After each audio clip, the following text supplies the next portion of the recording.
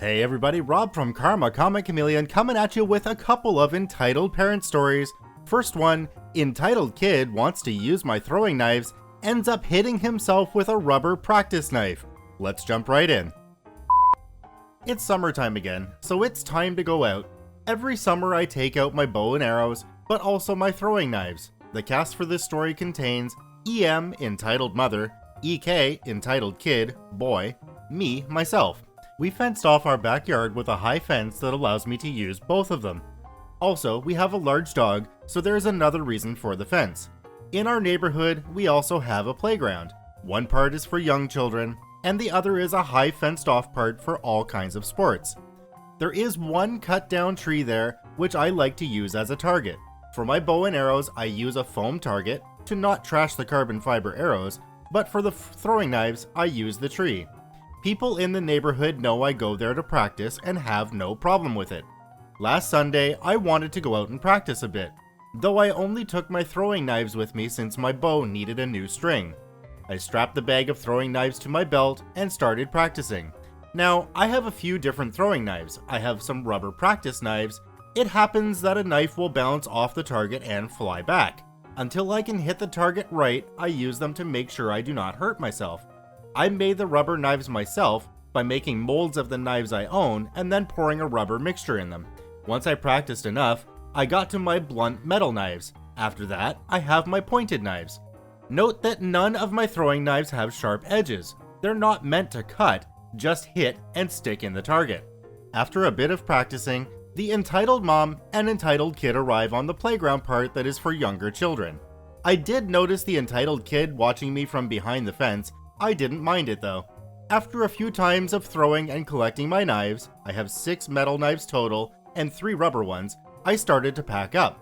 My rubber knives were resting on a bench. When I turned back from the tree to the bench, I saw the entitled kid trying to take them out of the bag. All knives are strapped in separately. "Mom, I can't get this out." He holds up the bag to his mom. "Don't worry, sweetie, I will help you." She opens it and hands him one of the rubber knives. "I'm sorry, ma'am, but your son should not be playing with that. They may only be rubber, but they are still not meant for children." I hold out my hand so they can give them back. The entitled mom just turns away from me and gives the rest to her son. "Well, you left them there, so that means they're not bad. Besides, if something happens, it is your fault." They were strapped in a bag which was closed. Also, this is not the children's playground. Your child should not even be on here.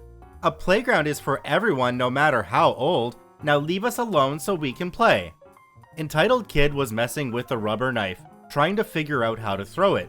He ended up throwing it at the tree. He stood 1 meter away from it and it bounced back, hitting him right in the head. Just to say the kid was about 11 years old. "Mom, it hurts." EK is starting to cry. "You monster! How could you let my child play with something like that?" First off, you let your child into the part of the playground that is not meant for children. Second, you are the one who opened the bag and took out the knives. Starts throwing the other 2 knives at me. "I want to go home." "Look at what you did," throws the empty bag at me. "That's it, either leave or I will make you. This entire thing is your fault, and also, these knives are rubber so that they do not hurt." I pick up one of the rubber knives and poke myself in the face. It's almost, if not impossible, to hurt yourself with the knives. The knife left no mark on my face, and entitled kid had no mark either. Also, he hadn't thrown the knife very hard or far, so it didn't have much of an impact. Entitled mom kept yelling at me, but eventually took her son and left. I can act very cold and calm if I have to, and I guess she saw that she wouldn't get anywhere. I had never seen them before, so I guess they might have been guests at someone's house or something. Does anyone else feel like he should have let the kid use one of the pointy ones and just let nature take its course? On to our second story. You're being disrespectful by not selling my mom cigarettes. You're an a-hole. Let's jump right in. Good evening, r/entitled parents. Hope you're having a good day. Some small background. I work at a gas station late at night in a big city. This is a nicer part of the city where it seems the entirety of America's middle class somehow found themselves at. Crime is super low, and it's a generally nice area. This is the job I do while studying for a career. I'm not a stranger to working at night, and what crazies seem to come crawling out of the woodwork when the sun sets. I've worked at a truck stop and at another store in one of the worst parts of Akron, Canton. The crazies you see seem to change depending on the area. At the truck stop, I'd see lot lizards, druggies, and the alcoholics. The little podunk store in Akron, Canton, it was druggies, shoppers with a 5-finger discount, and drug dealers. So far at my store, I've noticed an odd epidemic of young adults wanting cigarettes, but also not carrying their ID with them. There's also the occasional out-of-town tourist who learns the fun way that the smoking age is 21 in the city.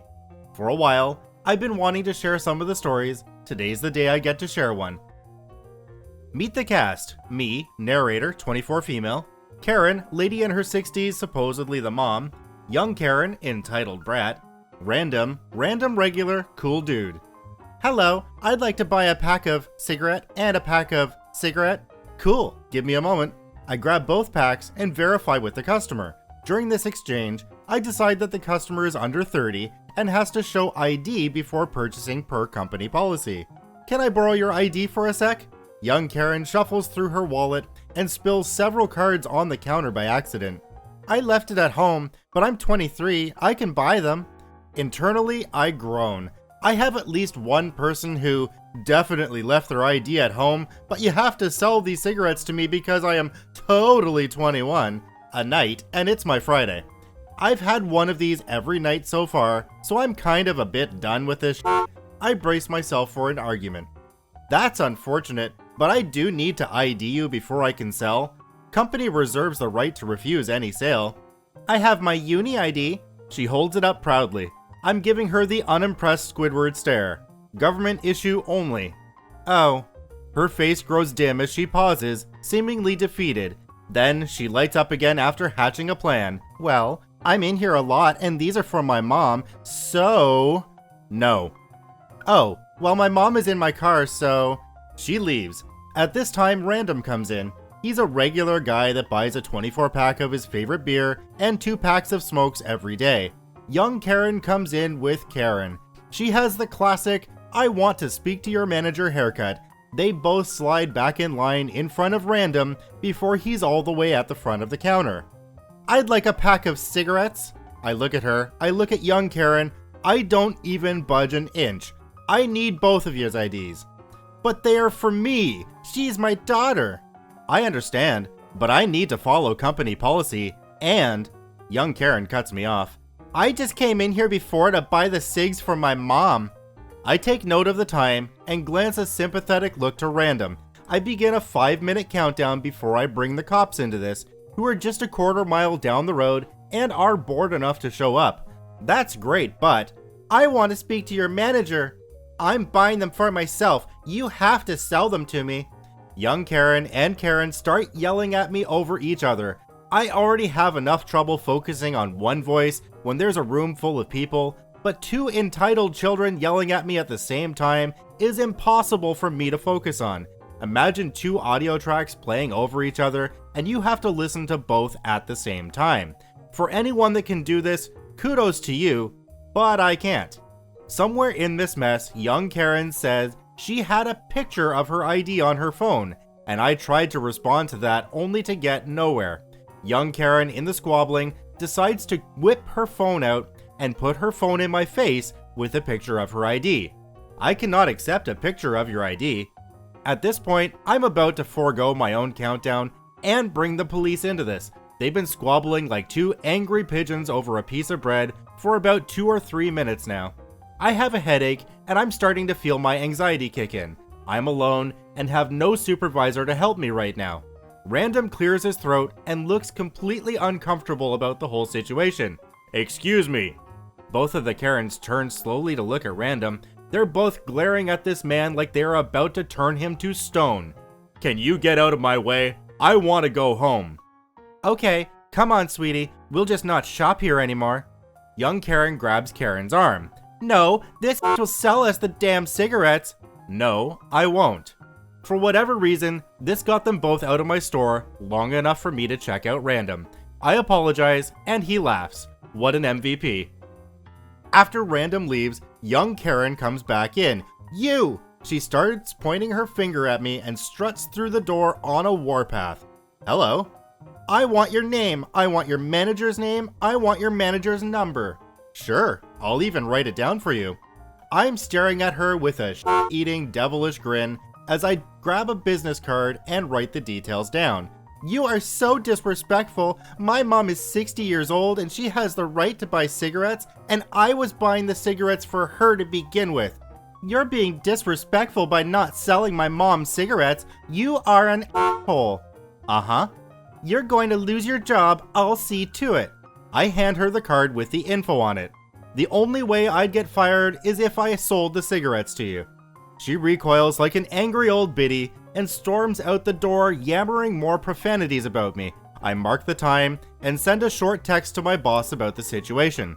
This isn't the first time it's happened, and the situation of kids coming in and arguing for cigarettes has gotten bad enough that a policy to have 2 people on night shift has been enacted. The person who picks up the shifts I don't work has had some incidents like this as well. What is most sad about forcing 2 people on overnight in this little store is that we don't need that second person. Me, by myself, can make the store morning ready in just a few hours. Usually incidents like this ends with me answering questions over the footage, then we share a quick laugh if it was especially absurd. Update, one of my supervisors was in today. I did a quick brief over the event.